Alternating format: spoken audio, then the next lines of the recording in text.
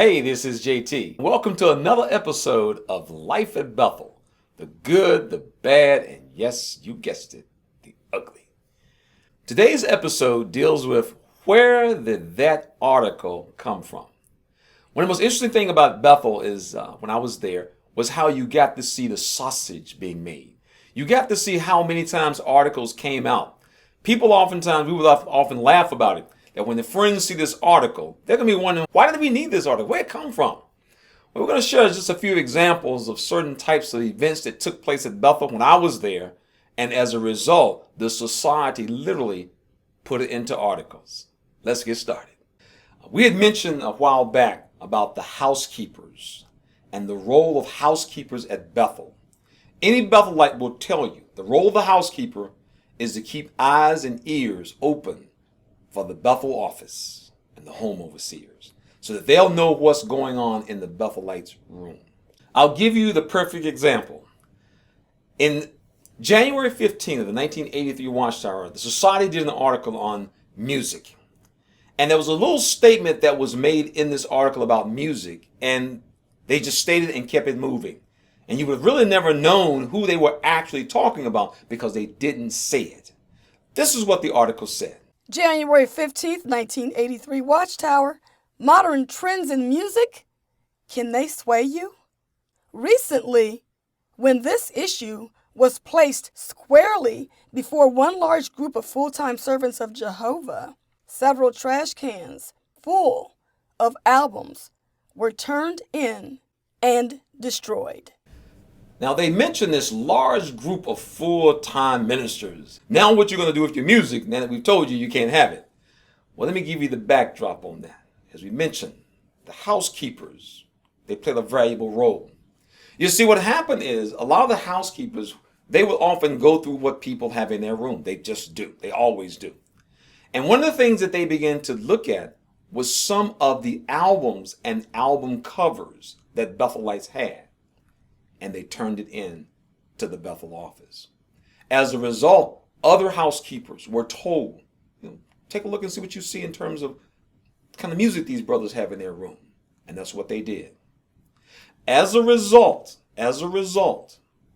they had a special talk. And this is where the issue of debased music came in at. And sure enough, as the Watchtower said, the issue was presented to all the Bethelites. What are you going to do with your music now? And as a result, the Bethelites filled multiple trash bins with albums. And so, of course, there were different types of albums. Everybody's music collection became suspect. And the Bethelites, as spiritual men, they did have some very interesting collections. Heavy metal music, Led Zeppelin, Black Sabbath, Judas Priest, Earth, Wind and Fire, Cameo, Confunction. In fact, I know one brother who had the Ohio Players, the Honey LP. Now, some of you might be saying, well, who's the Ohio Players and what's the Honey LP and Sugarfoot? I'm going to let you Google that on your own. Yes, this was the type of music that men of God had, right at the house of God. So people are often led to believe that Bethelites live this pristine life. Like the elders told me, JT, when you go to Bethel, all you're going to be doing is listening to spiritual music, doing deep research, and reading. Therefore, no need to take any music and so forth to Bethel with you. That's because it's not true. Bethelites like anybody else.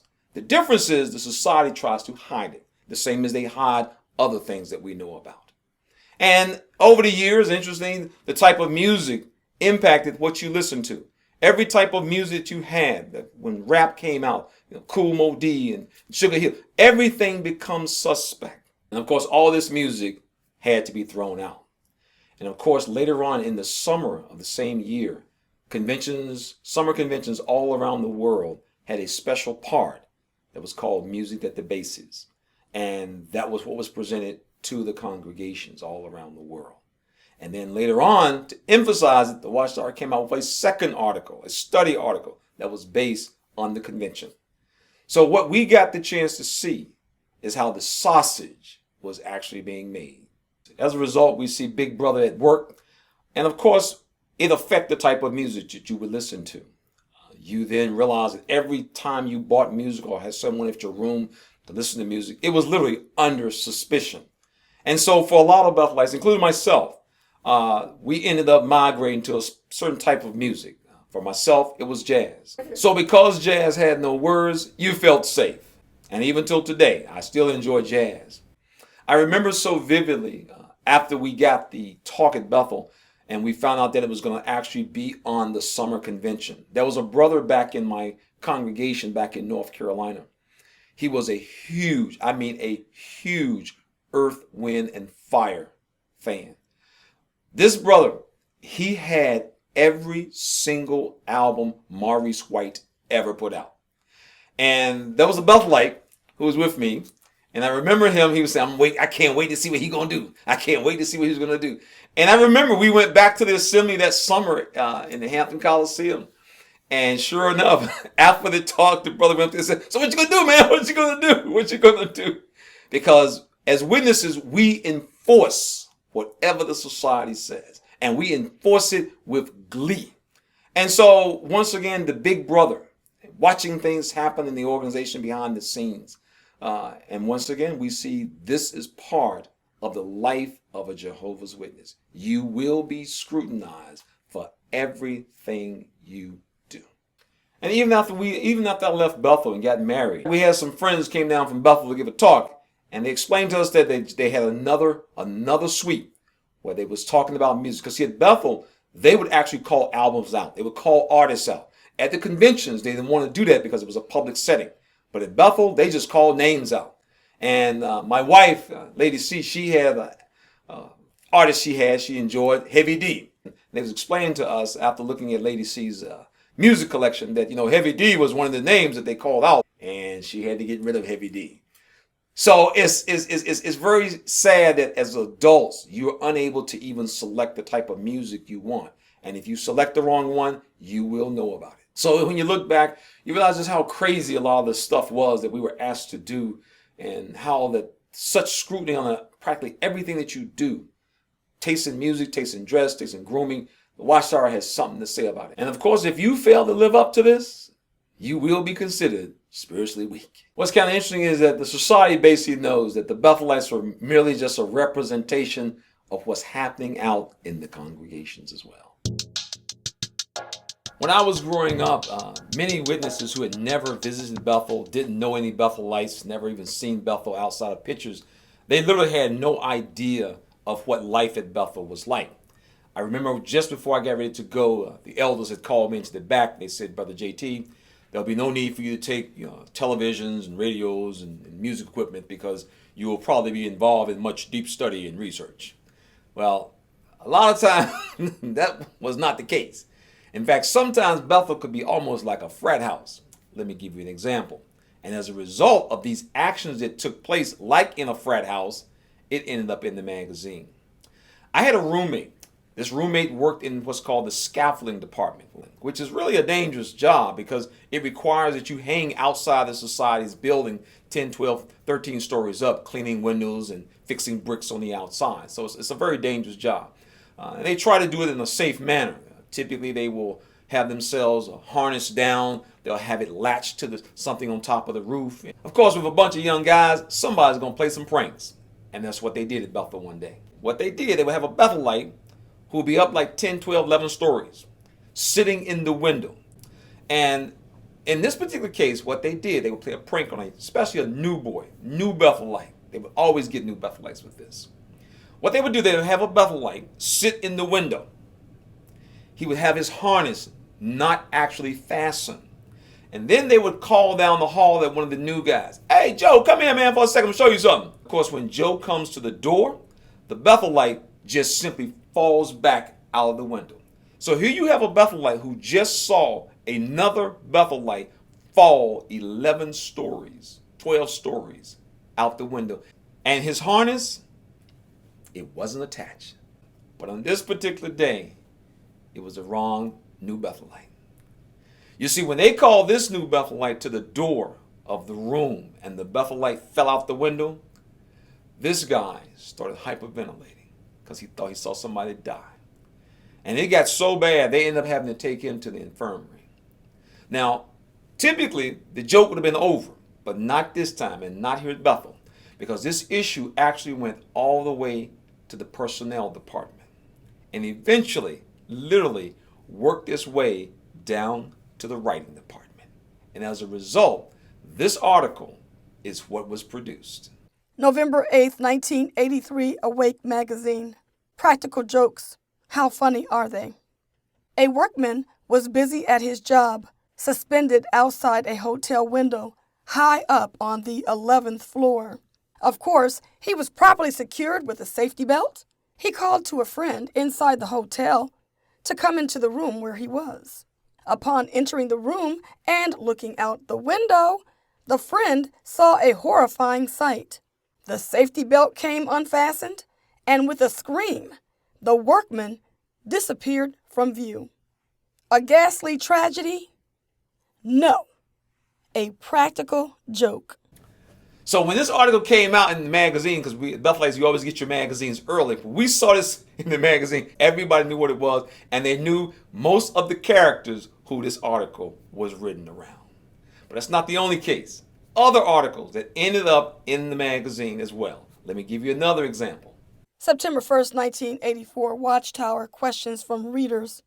How did the serpent in the Garden of Eden communicate the temptation to Eve? Genesis 3:1 says, Now the serpent proved to be the most cautious of all the wild beasts of the field that Jehovah God had made. So it began to say to the woman, Is it really so that God said you must not eat from every tree of the garden? Now, when this question from readers came out in the Watchtower, everybody was like, we know what happened on this. We know where this one came from. And we often discuss it about how the friends were going to probably get this magazine, and they're going to look at the question from readers, and they're going to ask, who would ask a question, how did the serpent communicate with Eve? The Bible says he asked her a question. Did God really say you're not supposed to eat from the fruit? But that wasn't what happened that resulted in that magazine having to do that question from readers. I was sitting in what's called Lower Diner, which is in the 124 Columbia Heights building. I was sitting probably about 2 or 3 tables over, kitty corner, from the chairman's table, the governing body's table. That particular day, Frederick Franz was the chairman. Fred Franz told the entire Bethel family that when Eve and the serpent were in the Garden of Eden, the snake did not talk. He didn't utter any audible sound. He just used body language. Now, you need to understand how this goes over with the Bethel family. Everybody's looking around like, oh Lord, new light, new light, new light from Jehovah. And so at this point, it's on. It's on. Because now we have prayer and we break to go to work that morning. All the way to work. Man, you hear what Freddie said? Did you hear what Freddie said? I remember getting to the factory and we was in the locker room changing clothes. And all the Bethelites was talking about, man, this is why I'm glad I'm at Bethel. We get the freshest of the freshest when it comes to new light. We get it directly from the slave. And so this is what's going on all in the morning from about 8 o'clock all the way to the noon hour. Now it's important to understand that at Bethel you have guests who were down for breakfast. Many of these people, when they got up, they left Bethel. They were returning back to their congregations, wherever they were around the world. And they had just heard brand new, fresh light that the snake did not talk when he was in the Garden of Eden with Eve. Unfortunately, when I was at Bethel, we didn't have the convenience of everyone owning their own personal cell phone. So we had a bank of pay phones that the phone company had set up down in the basement. Well, after breakfast, you could not get to a payphone because everybody was calling their mama. Mama, you won't believe they told us some new light at Bethel. They told us some new light at Bethel. So this stuff is just being disseminated all out. So between 8 and 12, people have been calling their family. It's on. It's just on. So now, and we found out this later on, so now between the hours of 8 and 12, people down in the executive offices who worked with Fred Franz, they was in his office. And I can imagine what the conversation was like. Freddie, where did you get that from? And so when lunchtime rolled around, before they allowed us to eat lunch, Fred Franz came back on because he was the chairman that week. And I remember Fred in that raspy voice, brothers, I'm sure I exasperated some of you this morning. And he went on to explain where he got the idea that the snake did not talk to Eve. He was actually quoting something from 1907 that Russell had said. But now the damage was done. So the society didn't have no choice, no option, but literally to create a question from readers that was probably one of the most basic questions the average witness would have been able to answer. 5-year-old could have told you, but the snake talked to Eve. And so as a result, this magazine was sent all around the world as if it was addressing a question that someone had asked. Instead of letting people know, well, this was a mistake that came out of Bethel, this is why you see it. And so what I began to quickly understand, and later on as the years went by, a lot of the questions from readers, they're not questions from readers. They just aren't. They're not questions from readers. Nobody asked the question. It's when the society many times wants to change something, fix something, clean something up. That's where those questions from readers actually come from, inside of Bethel. So once again, we get a chance to see behind the curtains that a lot of the amazing articles that we see written in the publications, many of them start right at Bethel because of so many of the things that go on there. Yes, once again, life at Bethel. It's the good, the bad, and the ugly. This program was sponsored by Critical Thinkers.